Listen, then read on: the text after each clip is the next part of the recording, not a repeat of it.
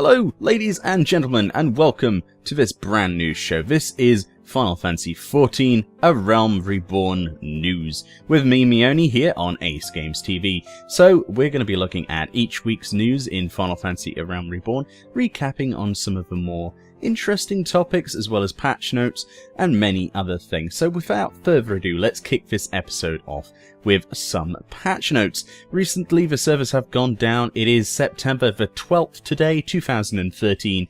So let's look at the patch notes. This was recently added to the game. They've added a lot of bug fixes. However, we have an auto logout feature now, which basically will log you out if you are inactive for 30 minutes or longer, and you will be automatically logged out of the game. This was not present in the previous version without the patch, and was kind of annoying, really. People were leaving their computers on overnight just to avoid the login error 1017 and various other errors, which have since, some of them, been fixed. Some of them still haven't been addressed as much as players would like. However, this is a step in the right direction and means that you'll actually be able to log on instead of having, wait times when you actually want to play the game when there's somebody AFK asleep for 8 hours. I am quite guilty of that as well, actually. I unfortunately took part in that, so I'm sorry, guys. I'm sorry. I was AFK sleeping, simply because I didn't want to have to deal with horrible errors whilst leveling, and a lot of you did too, so you can't lie about that. So, in other news, we have some adjustments to various dungeons, mostly due to the Wanderer's Palace and Amperdor Keep, which you may or may not know are the level 50 dungeons. We're going to do guides on Ace Games soon to those. We're just finalising them off, making sure we haven't made a few mistakes. And indeed, we are actually going to have to do a few changes to those guides before we put them live, simply because they have changed the Wanderer's Palace and Amperdor Keep, how the trash packs work. Before, you could simply pull certain mobs, let the tank die, and everyone else would be fine, and skip a few packs, meaning that speed runs were a possibility. And of course, those two dungeons are level 50 dungeons and do give you the tombstones that you need to get the endgame Darklight gear and artifact stuff. So people were essentially speedrunning this stuff and skipping mobs. Well, Square Enix have changed that and made it so that the mobs in there do not cease aggro. They do not leash as much as they did before, meaning that you will actually have to spend time killing the trash packs on the way to the bosses, which, as much as I'd like to disagree with this change, I do believe that that's how they wanted it. They didn't want people to skip the trash. It wasn't intended, so they've made a change to correct that. Let me know what you think about that. I'm sure there will be a lot of interesting criticism rotating around that fact. Advancing through dungeons is something that you will be doing, but also you will be spending a lot of your gil in-game that you earn on repairs. Your equipment does take one hell of a beating, and a lot of these bosses are quite challenging, especially in the end game section of the game, where you will be wiping 6 or 7 times, full repair costs, upwards of 8,000 gil. So what they have done is they have changed the equipment level repair costs for various levels. Now, basically repair costs are relative to the type of gear that you are repairing.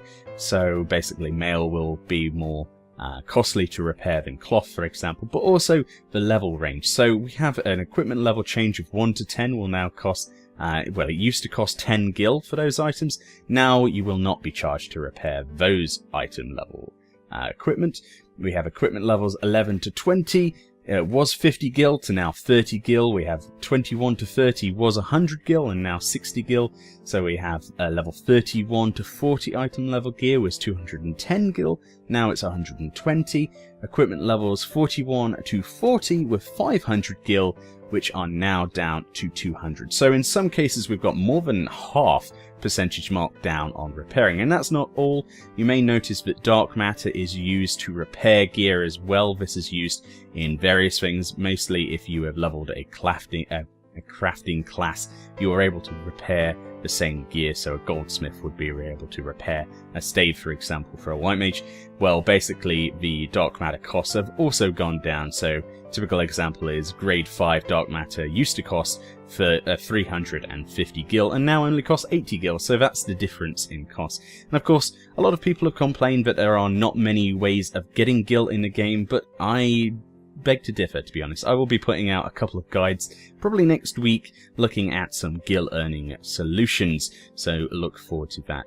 There are also other countermeasures added for various issues within other dungeons. If you remember in Howcame Manor, if you remember there was a guide I mentioned, a bug within that video about the mana sentry. After 2 bosses down, you have to go up some stairs to fight the final boss. Well, there was a mana sentry on the top of the stairs. Well, this had a tendency to bug. Now, if this guy bugged out, essentially the door to the last boss could not be opened, so it was preventing people from completing the dungeon, and indeed irritating a lot of people who have spent 20+ minutes in there to try and get their quest done, and this was a real kick in the teeth. So they have fortunately fixed this. He will no longer bug out if you pull him around on the 2nd floor area.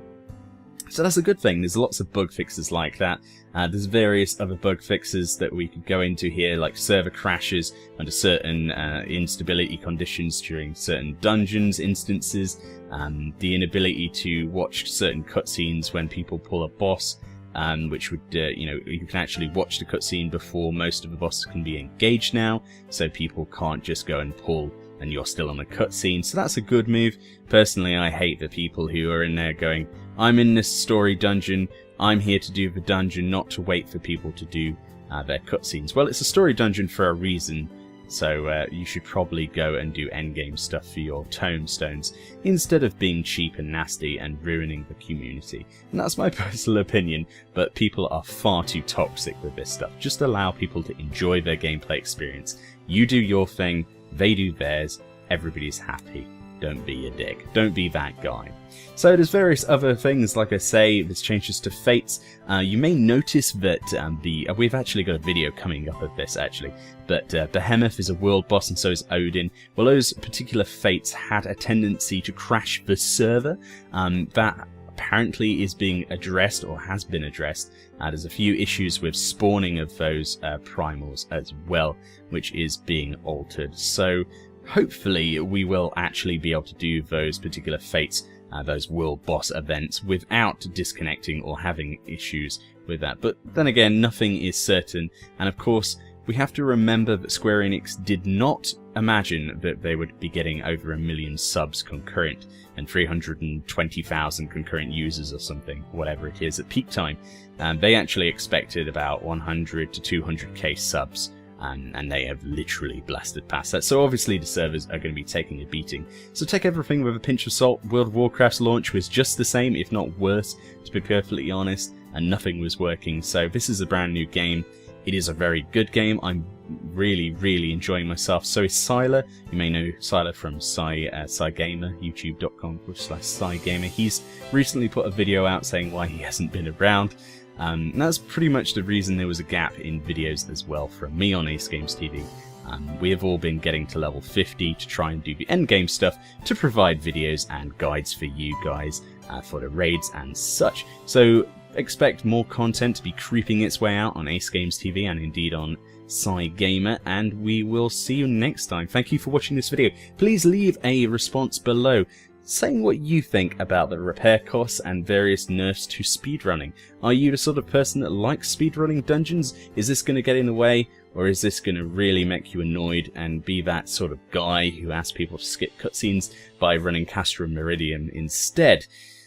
Let me know in the comment section below. Thank you for watching my video. My name's Meoni of Ace Games TV, and I will see you next time.